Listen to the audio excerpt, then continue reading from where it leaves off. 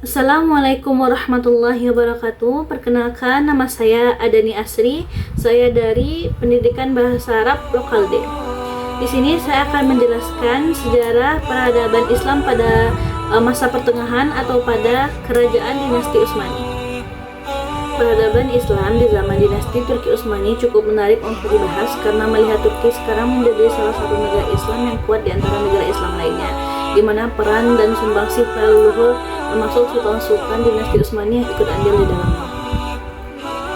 Asal-usul dinasti Utsmani, negara Utsmaniyah yang dikenal dengan Daulah Alaihi Utsmaniyah Turki ini terletak di benua Eropa. Turki menjadi tempat yang strategis untuk berdagang, berniaga, dan menyebarkan Islam. Kata Utsmani diambil dari nama Kesultanan Turki yang memiliki nama Utsman Gazi atau Sultan Utsman bin Urtugal. Beliau adalah orang pertama yang menjadi pemimpin kerajaan Turki Utsmani. Nama beliau dijadikan sebagai simbol Turki yaitu Utsmaniyah karena sosok kesultanan tersebut lebih dikenal dengan sebutan Utsman Gazi. Dialah pendiri Kesultanan Utsmaniyah atau Kerajaan Ottoman yang telah berdiri sejak 1517 menjadi sebuah kekhalifahan dinasti Turki Utsmani yang berasal dari suku Agus yang dipimpin oleh Sultan Sulaiman Shah. Upaya menghindari serangan Mongol yang sedang berusaha menguasai dunia Islam, Sulaiman Shah dan sukunya meminta perlindungan kepada Jalaluddin dinasti Khawarizmi-Shah di Transoxiana. Kemudian Jalaluddin meminta agar Sulaiman dan anggota sukunya tinggal di Asia Kecil yang masih dalam upaya penghindaran serangan Mongol. Kemudian mereka pindah ke Syam. Dalam usahanya pindah ke Syam itu, pimpinan orang Turki mendapat kecelakaan. Mereka hadir di sungai Efrat yang tiba-tiba pasang karena banjir besar pada tahun 1228. Akhirnya mereka terbagi menjadi dua kelompok. Yang pertama ingin pulang ke negara asalnya, yang kedua ingin meneruskan perjalanannya ke Asia Kecil. Kelompok kedua ini berjumlah 400 kepala keluarga yang dipimpin oleh Ertugrul atau Ertugrul Ibnu Sulaiman. Mereka mengabdikan dirinya kepada Sultan Alauddin II dari dinasti Saljuk Rum yang pusat pemerintahannya di Konya, Anatolia, Asia Kecil. Pada saat itu, Sultan Alauddin II sedang menghadapi bahaya peperangan dari bangsa Romawi yang mempunyai kekuasaan di Romawi Timur. Dengan bantuan dari bangsa Turki, pimpinan Ertugrul, Sultan Alauddin II dapat mencapai kemenangan. Atas jasa baik tersebut, Sultan menghadiahkan sebidang tanah yang berada di perbatasan Bizantium. Sejak saat itu, Ertugrul terus mengembangkan wilayahnya dan terus memperluas wilayahnya.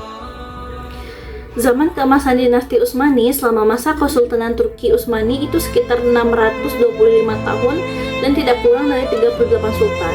Puncak ekspansi terjadi pada masa Sultan Muhammad II yang dikenal dengan Al-Fatih atau Sang Penakluk, yang pada masanya dilakukan ekspansi besar-besaran, penaklukan kota penting yang berhasil ditaklukkannya yaitu Konstantinopel atau kota kerajaan Romawi Timur yang ditaklukkan pada tahun 1453. Penaklukan ini merupakan cita-cita yang dimiliki penguasa Islam sebelumnya semenjak Muawiyah. Dengan jatuhnya kota ini ke tangan dinasti Utsmani, maka memudahkan Islam untuk menaklukkan kota-kota di benua Eropa. Kemudian periode Sultan Salim I ini adalah periodisasi peralihan dari kesultanan ke khalifahan.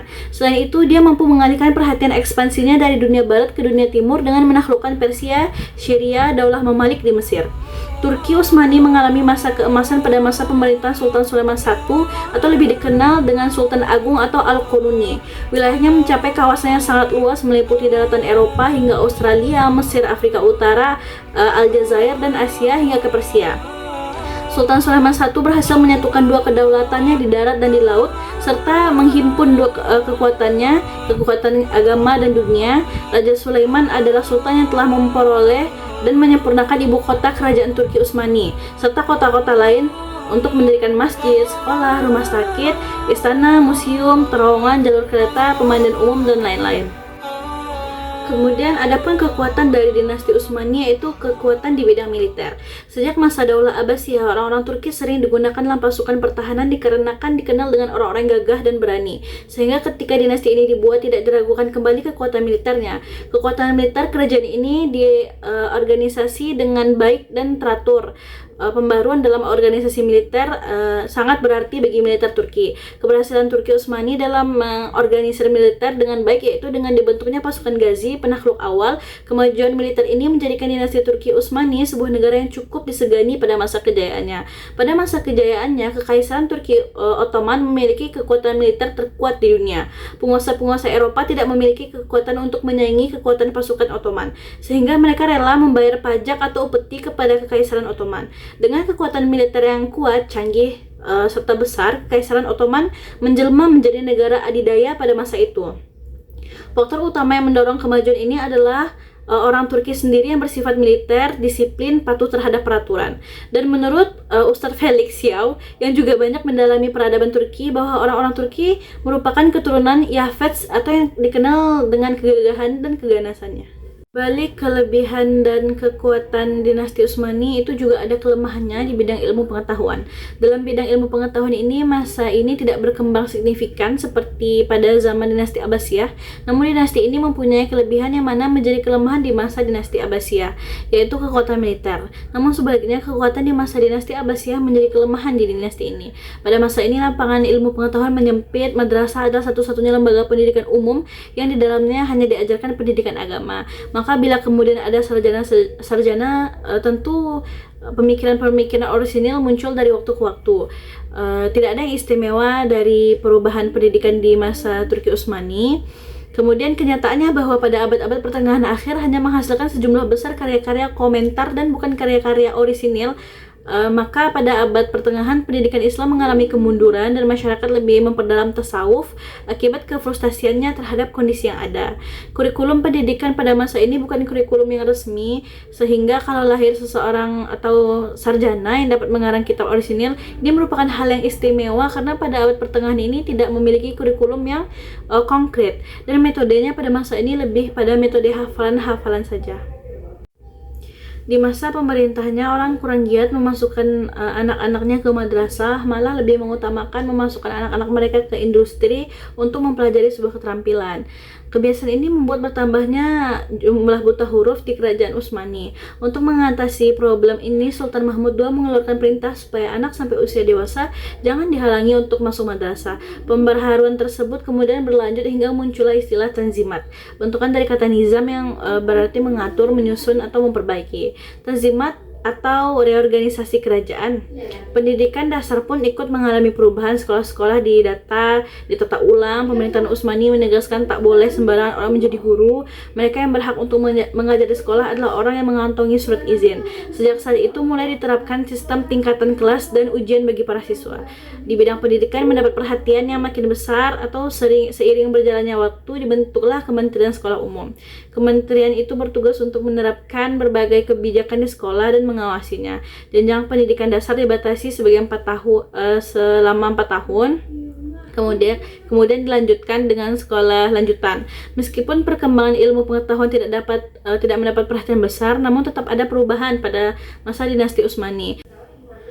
Gelar pada penguasa adalah Padishah atau Sultan. Gelar tersebut menandangi kaitannya dengan tradisi kerajaan Persia, tapi ia juga ahli waris tradisi Islam. Dinasti Turki Utsmani terkadang menggunakan gelar khalifah, akan tetapi gelar tersebut tidak membawa klaim apapun pada gelar otoritas universal atau eksklusif seperti pada pendahulu mereka. Ada kalanya gelar Sultan itu lebih dari sekedar lokal dan dengan menggunakan kekuasaannya untuk tujuan yang diridhoi agama. Dinasti Turki Utsmani mempertahankan perbatasan Islam dengan menggunakan ekspansi. Mereka berseteru dengan dinasti Safawiyah untuk memperebutkan Anatolia dan Irak. Dinasti Safawiyah memproklamirkan Syiah sebagai agama resmi mereka, sedangkan dinasti Turki Utsmani menganut ajaran Sunni. Seiring dengan perluasan imperium yang meliputi pusat-pusat budaya tinggi Islam perkotaan. Kemunduran Turki Utsmani. Selama kurang lebih 9 abad, kerajaan Utsmani berdiri, tetap kemudian hancur juga. Banyak faktor yang menyebabkan Turki Utsmani mengalami kemunduran, diantaranya adalah wilayah kekuasaan yang sangat luas. Terlalu luasnya wilayah kekuasaan Utsmani sangat sulit untuk dikontrol. Di pihak lain, para penguasa sangat berambisi untuk menguasai wilayah lainnya, sehingga mereka terlibat perang terus-menerus dengan berbagai bangsa.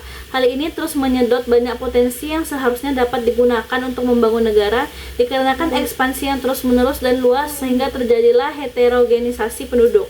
Wilayah yang luas itu didiami oleh penduduk yang beragam, baik dari segi agama, ras, etnis, maupun adat istiadat. Perbedaan bangsa dan agama seringkali melatar belakangi terjadinya pemberontakan dan peperangan. Kemudian kelemahan para penguasa. Sepeninggal Sultan Al-Qanuni, kerajaan Utsmani diperintah oleh sultan-sultan yang lemah, terutama dalam bidang kepemimpinan. Akhirnya pemerintah menjadi kacau. Ada pula budaya pungil, yang mana setiap jabatan yang hendak diraih seseorang harus dibayar dengan sogokan kepada orang yang berhak memberikan jabatan tersebut, sehingga menyebabkan dekadensi moral dan kondisi pejabat yang semakin rapuh.